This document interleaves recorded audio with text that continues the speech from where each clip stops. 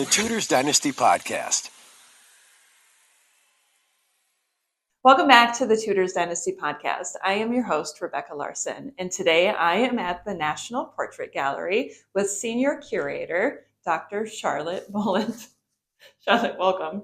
Thank you. I'm so glad you're here. It's great. I was so excited to come here today because I've never been here before, and to see this exhibit was fantastic. Oh, thank you so much. I'm so glad you enjoyed it. Awe-inspiring is probably the best way I can describe it. Many of these portraits we've seen online before, and it's so different when you finally get to see them in person. Exactly. There's something about really kind of appreciating, I think, the thing with the Queen's images, because they've been reproduced so frequently in all sorts of different formats and kind of postage stamps and mugs and all over the place, that actually when you encounter the actual portrait, the scale and the materiality, thinking about, there is such a difference between a portrait miniature and a full-length oil-on panel, and to really get a sense of the object as it is. The Henry VIII one, right at the beginning when you walk in, everybody knows this Hans Holbein portrait, the full-length one of him. I marveled at how the fabric looked so real. You see it online, you see the details, but when you see it in person, you can almost touch it and feel the fabric. Yeah, and that's one of the kind of the ways in which the Tudor court displayed magnificence kind of was through textiles played such a central role in that. By far the most expensive thing that anybody was doing was the clothes that they were wearing, and then restricted by sumptuary regulation, so the king could only wear certain fabrics. And that's one thing you can see in the exhibition whenever you bring sort of 16th century portraits together, is the different way that artists kind of took on that challenge of reproducing the kind of materiality of textiles. And one juxtaposition I'm really happy to have been able to bring into the exhibition in the section on Catherine Parr is to have these kind of portraits where Catherine Parr, also Princess Mary and Princess Elizabeth, are wearing these astonishing cloth of gold sleeves and gowns, and to have a piece of cloth of gold in the exhibition so you can see the kind of loops and how it's actually made.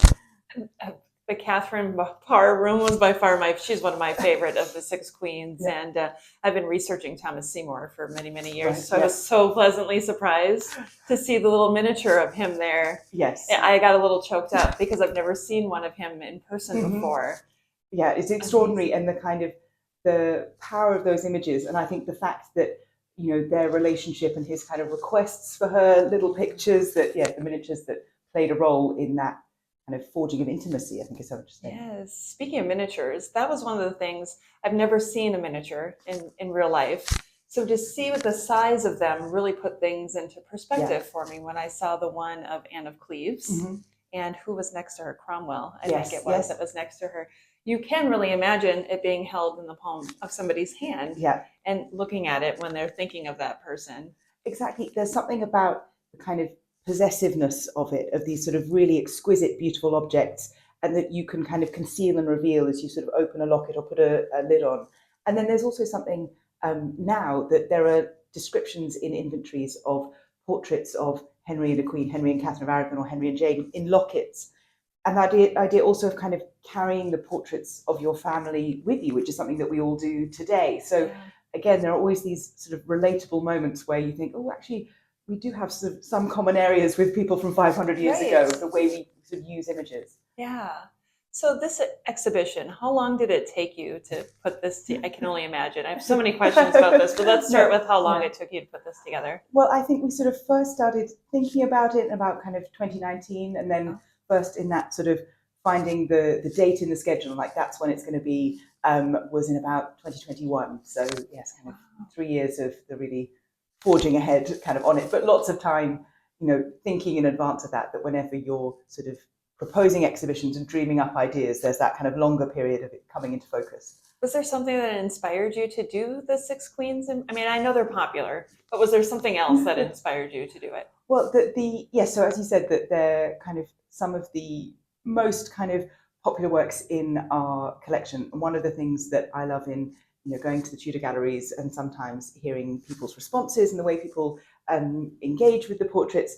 And it's so fascinating how people recognize people, and particularly Anne Boleyn, and so, Anna Boleyn, and kind of going across, beeline to her. And so that sort of always sparks that conversation of like, why and how are these women kind of so popular and so widely recognized and widely known? And then in thinking, because the Portrait Gallery, we had obviously our big transformational project and reopening last year.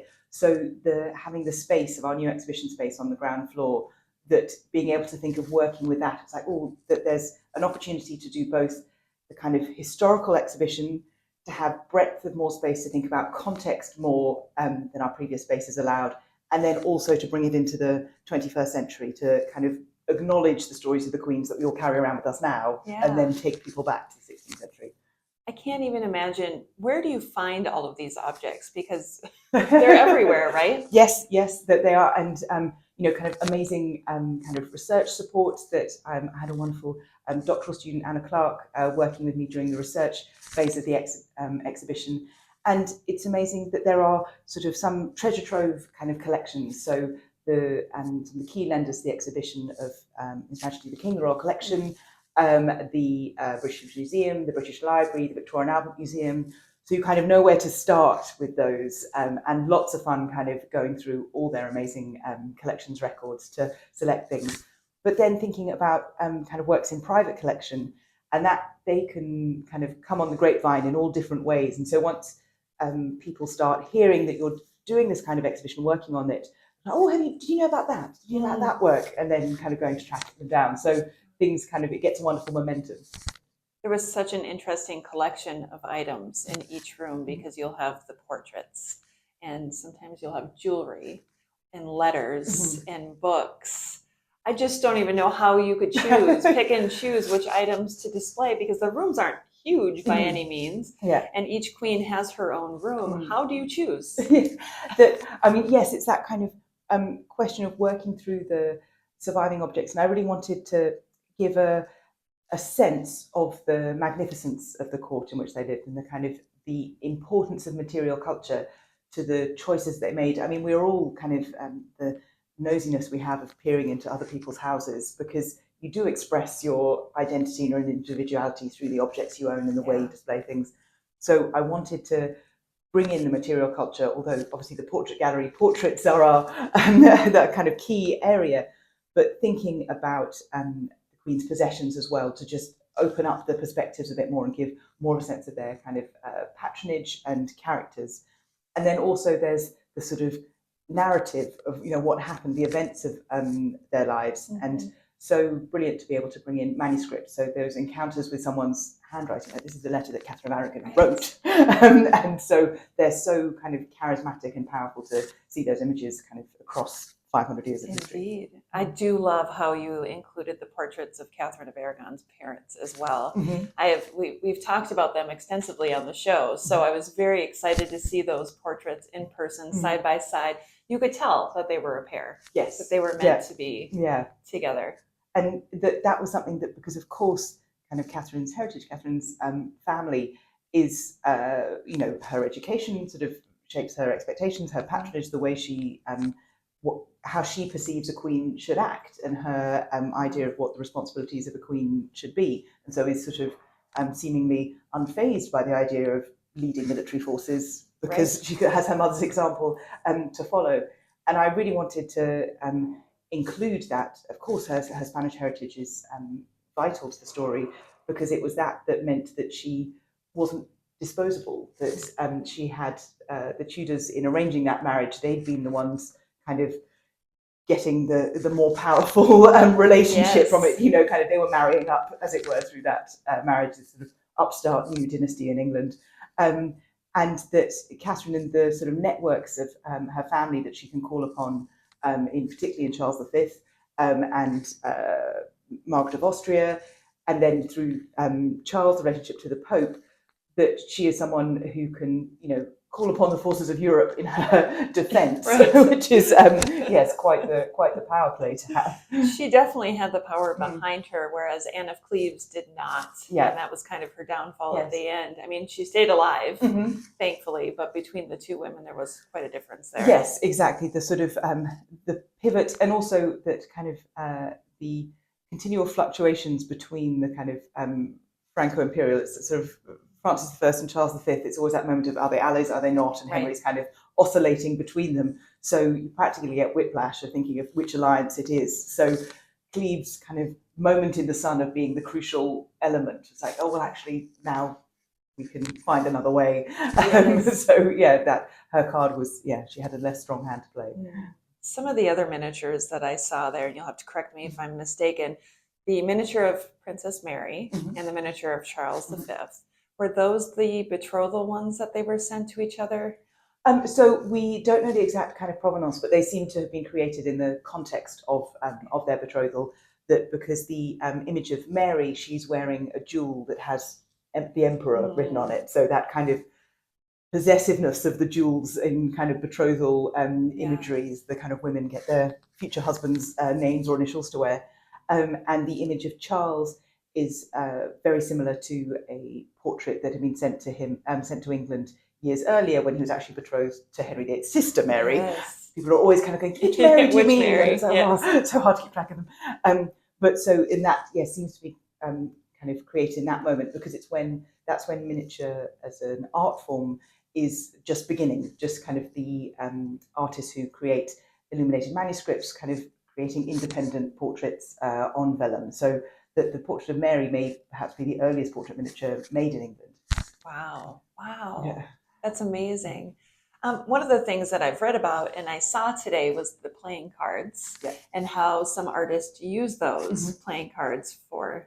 Maybe you can explain that a little bit more, how they were used. Sure. Yes. So in making a miniature, so as I said, that miniature comes out of the art of illuminated manuscripts. So they're painted on vellum, so kind of animal skin. Yeah.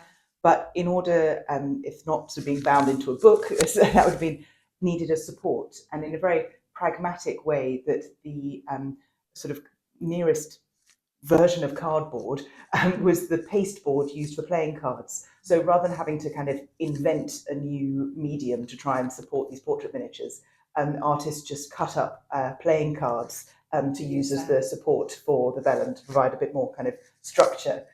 So there is that, kind of great mix of trying to see, which playing cards were selected for the back. Yes, it's fascinating. You mentioned jewelry, and of course, who's not fascinated by looking at the jewelry in these images, especially the rings, the necklaces, the brooches, all of those tiny things. And of course, you probably know where I'm going with this question. I recently heard an interview with you where you discussed the bee necklace for Anne Boleyn, and I would love it if you would talk about that today. A little bit on your take on the famous bee necklace. It's fascinating, because that is the kind of, I think, one of the more famous sort of necklaces in kind of art history, and that is so much part of our imagining of the character of Anne Boleyn, that whenever you see something, oh right, she's wearing a bee necklace, this is Anne Boleyn, and so all sort of actors and performers are often wearing it at some point. And it is of course so prominent in the gallery's portrait of Anne Boleyn, which is very familiar to many viewers because it's been in a sort of public collection for so long. But in that bee, the question of what that image is really interesting, because we've known for a long time that it isn't a contemporary portrait, that it's painted on sort of a piece of wood from the later 16th century. It is an Elizabethan image of Anne. And that's very sort of plausible, because Anne's reputation was sort of rehabilitated during Elizabeth's reign. If Elizabeth was to be celebrated, her mother needed to be celebrated as well. But the question had always been, is this just a copy of a portrait made during Anne's reign? Or is it something else? And that we have a number of kind of copies of Holbein portraits in our collection, for example, our portrait of Thomas Cromwell. So Elizabethan artists, if given a Henrician portrait to start with, can do something that looks pretty Holbein-y. And our Anne Boleyn doesn't really look like that. It doesn't kind of follow the conventions of those kinds of portraits. And thinking about this exhibition, it was interesting that actually the initials that Anne used, so for example on the lead medal, which is the one sort of image from her lifetime that definitely survives but is hard to read as a portrait, has of course AR as Anna Regina, and then you have the idea of her initials combined with Henry of HA going all over the place. Right. And for her to define herself as a Boleyn, this isn't what she did kind of once she had become queen. That there was, her other titles were kind of what were in play, and then with the ultimate goal of becoming queen. And so I think it's really interesting that that portrait defines her as a Boleyn, and wonder if it might actually be a sort of Elizabethan invention, because that Anne has this ambiguous status, because she has to be legitimately Henry's wife. The marriage kind of can't be annulled because Elizabeth has to be legitimate. Right.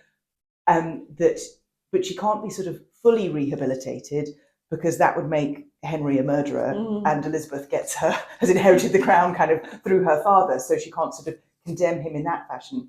And you can see it also at the same time in the religious divisions of Elizabeth's reign, that where you have people like John Fox kind of praising her as a religious reformer, and then Nicholas Sanders as a sort of six-fingered evil witch temptress, depending if you're on the kind of Protestant or Catholic side of the conversation. So she's this really ambiguous figure.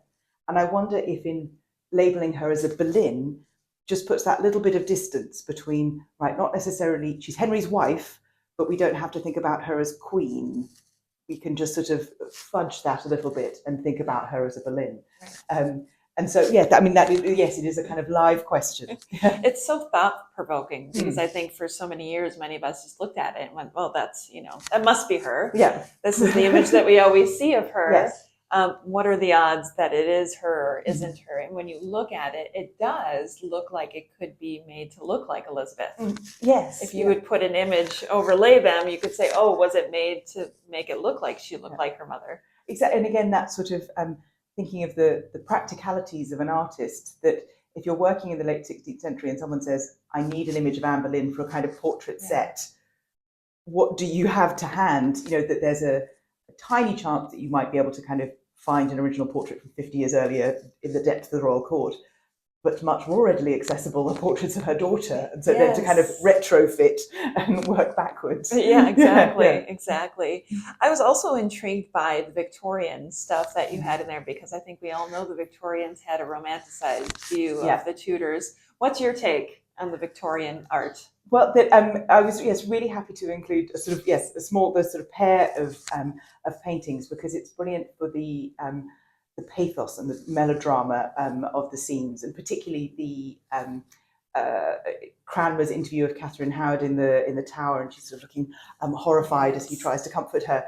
And what I love about them is the way in which they sort of exemplify the sort of fact and fiction kind of element, and this interest which has been happening to the Queens for centuries, where historical research is important, and so people are keen to kind of anchor it in some historical fact, and then to just nudge it a little bit further with the historical imagination, because there are gaps to be filled. We only have certain bits of reports. So in a way, that image of Catherine Howard is meticulously researched, because it has Thomas Cranmer in his report to Henry of interviewing Catherine, which you have in the exhibition, that describes how at one point she kind of throws her hands up to her face in sort of horror and kind of pleads, sort of begs forgiveness. And so you have almost the visualization of that scene, but then of course the artist has composed it. And I love details such as the kind of lute in the foreground. There's a fabulous sort of a heartrending line from the French ambassador describing how when Henry kind of hears of all the rumours about Catherine Howard and leaves Hampton Court, and she's sort of left behind there, and the French ambassador says, that where before it's all been music and dancing, when the musicians come, they're told it's no more time to dance. And there's something about this kind of, this sort of lute, abandoned musician in the musical instrument in the foreground of this 19th century painting. And then again, also looming in the shadows, sort of, you could barely see it, but just the kind of glow of the feather, you could see a portrait of Henry VIII. So that idea again of the way his portrait is used in storytelling as this kind of overshadowing figure. So really brilliant to kind of be able to bring those elements into the exhibition. And also to think about the role of Agnes Strickland and sort of historians, and that having her, because for all of us who do this kind of history, that of course we're talking about the 16th century, but we're probably revealing a lot about the 21st century. And equally, you can see that in Agnes Strickland. And so I love her description of Catherine Howard as kind of affording a grand moral lesson. But with this also then sort of tempered, interesting way, particularly for Catherine Howard, who's been, such as, again, sort of oscillating reputation that Agnes Strickland includes a plea of like basically, don't judge another woman, kind of in her sort of opening, setting the scene is, Yes. praising. I loved, this exhibition was fantastic. It was more than I expected. I guess I didn't even know what to expect coming in today, but it was wonderful. And you mentioned the lute, and I was so excited to see a lute because I've never seen one in person. Yeah. I've heard them played Mhm. before. I love to listen to lute music, which might seem weird, but it's relaxing and it inspires me if I'm writing to listen to the same type of music that I'm writing about. But that was such a nice addition. Yeah, I was so excited to be able to find lute because they're incredibly rare. Because again, as sort of working instruments, that often they've been sort of modified as tastes in music have kind of changed and what you need to have. Sure. So to find a sort of in its original structure, mid-16th century lute is incredibly rare. And also, again, that idea, because of music was central to the kind of court life and daily life, and the musicians in the most intimate spaces of the court. And Henry's inventory reveals a number of kind of instruments he had in his possession, including this kind of top of the range kind of Venetian import, the highest quality kind of that you could have. And that idea that it was in Henry's love of music was kind of well known, to the extent that often other European powers are thinking about what gifts to give him, would give him musical gifts. It's like, this is the way that this is going to really kind of appeal to his taste.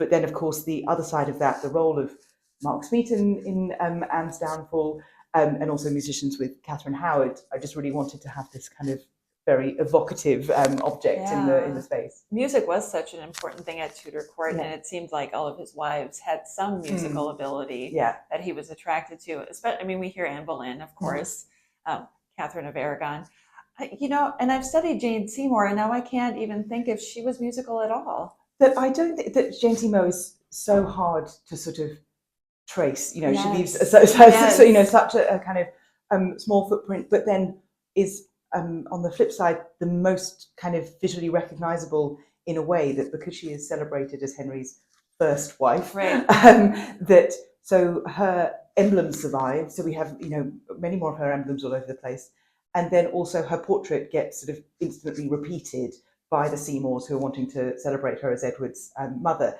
So you have this odd thing where the thing that we do have of her is lots of her portrait and lots of her emblems, but her words and her interests and her subjects is much harder to track.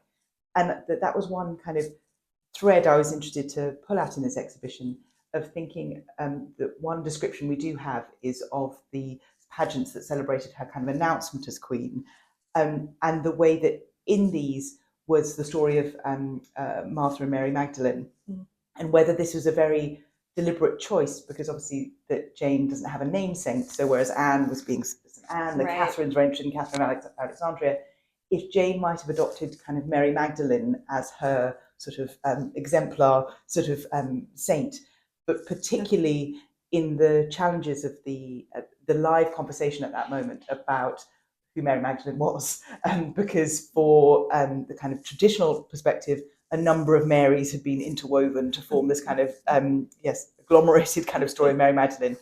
And one of the threads of religious reformers, particularly in France, was saying, no, this is the story of Mary Magdalene. And so one of Anne Boleyn's favourite writers, he had been central to this idea of unpicking who Mary Magdalene was. And so for Jane Seymour to pick the more traditional conservative Mary, I want a little sort of rebuttal, distancing from kind of Anne's approach, and this idea of sort of service that she then, taking her motto of bound to obey and serve. And so I was thrilled to be able to include a painting in the exhibition of little Mary Magdalene, which is of the type of art that was very much at Henry's court. We have, of course, the inventory taken after Henry's death, which is just so rich and full of treasures to kind of unpick. And this kind of art was produced sort of en masse, as it were, in workshops in the Netherlands, and so very much part of the trade in art. And it's a little sort of court scene almost of a courtly woman as Mary Magdalene, kind of reading in a little courtly interior with her pot in front of her. But it was only as the kind of research of the exhibition went on, so I sort of identified this picture and hope to include it in the exhibition, that I noticed that actually the metalwork on the cup, which is the kind of area where you could specify your composition, has this rather unusual bird on it, which has its kind of sort of spread-eagled effect, kind of open winged, which is very similar to Jane Seymour's Phoenix. Mm-hmm. And so I was like, oh, is this actually a very literal Jane Seymour Phoenix? And we don't know the provenance of the painting, can't be kind of tracked back that far yet. Research questions for the world. But I just had like, oh gosh, could this actually be closer to Jane Seymour than I had dared to imagine? Wow.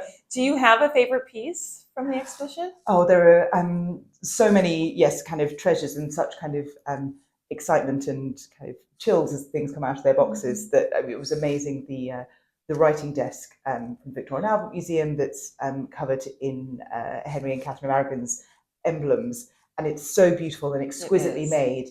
And then that idea of a site, kind of for writing and for all the kind of communication from it. So that's such a sort of charismatic object. And then in terms of the portraits, one that was really exciting to include is a sort of rediscovery, which is a portrait of Catherine Parr, that I've been sort of familiar with for a long time from a black and white photograph, and the photo that and where it was catalogued as being lost in a fire. So it had always been for me this kind of frustrating. I wonder what that painting looked like, and what the colour schemes and the proportions. Lost in a fire, who knows? And it actually had not been lost in a fire, and that was sold last year and is now in a private collection, and has recently been conserved. And so this was the first time to be able to bring this painting into dialogue with all the portraits of Catherine Parr, and she's the queen who is most interested in portraiture and engaging with artists. And what's particularly fascinating in this portrait, you can see her queenly status, and it's always a question of how can you spot a queen in a portrait? How do you know? And because we're able to display it alongside portraits of Mary and Elizabeth, and you can see their cloth of gold, you can see their pearls and their diamonds, you can see that Catherine is wearing 3 times as many pearls and diamonds. So we're like, oh, okay, many pearls, all the pearls. But it's a tiny, tiny detail in this picture, which is in these bracelets that she's wearing, that you can just see peeking out kind of underneath her sleeves, which have enamelled written on them, Laus Deus. And this is something Susanna Lipscomb's written about in the catalogue, that it's actually a very sort of specific bit of Latin, that Catherine was a very good Latinist and skilled at languages and translating. And Susanna's identified it as being from a verse in the Vulgate Bible of praising God in silence. And I think there's something so fascinating in that about both the sort of literality of a portrait being silent but praising God in silence, but also about Catherine's particular situation in 1546, 1547, where she has had to silence herself to survive. Right. And so commissioning a portrait like that, where at a moment where she sort of, steps back almost from the kind of public life, and yet it has this sort of messaging within it, is completely fascinating and so sort of charismatic. That portrait is fantastic in person too, and that's the one where she's wearing the darker colored gown, right? Yeah, exactly. And one of the things I pointed out immediately when I saw it is how well the painting is, and you can see like the bags under her eyes. Yeah, I've never seen that before. That was wonderful to see. Yes, that there is within the flatteries of portrait artists and kind of what the intention is, but between the portrait gallery's full length image, which was likely produced at the beginning of her marriage, and then this produced like towards the end, and one is slightly more showing perhaps the impact of having been married to Henry for a number of years. Yes. She's been busy. She's a little bit careworn. Just a little worn down after all those years. Charlotte, this has been such a great pleasure to chat with you today. How long is this exhibit going on? This is on until the 8th of September. Yes, so you have time. Come over the summer. You have time. And let's talk about the catalog too, if somebody would like to get their hands on this catalog. Absolutely. So this has been, so great to work on the catalogue. And so it includes essays on thinking about the contemporary afterlife and reimagining of the queens in story. But then at its heart, it's very much the 16th century with the world of the objects of having a different kinds of portraits and representation of things that are in the exhibition, and then having also inset pieces, if I can just show you one here. So, for example, I was saying about what Ben Hebbert had been working on, that the idea of framed by music and the role of music in Anne Boleyn's downfall. Oh, there you go. Yes. So we can see here. And so you have here these interspersed pieces from specialists on ladies in waiting, on the Queen's jewellery, and then with biographical chapters, thinking through the Queen's biography in objects. Yeah. And if somebody would like to purchase one of these, yes, this is available from the Portrait Gallery shop and in person at the exhibition, and I think it is £35. Wonderful, and it is full of wonderful images. Yes, exactly. Yeah, no, this is one of the joys of being able to work in an exhibition kind of context, is that whereas often with academic publishing that you're kind of restricted of, oh yes, you can have 6 black and white photographs that will be on sort of not the highest quality paper. Our amazing in-house publication team were very, very generous, and so many beautiful images of being able to include. And looking at it, having gone through the exhibition, now I can go back and relive it while looking at this again. And I very much look forward to do that. Charlotte, thank you so much for joining me today. Thank you so much for inviting me. The Tudors Dynasty Podcast.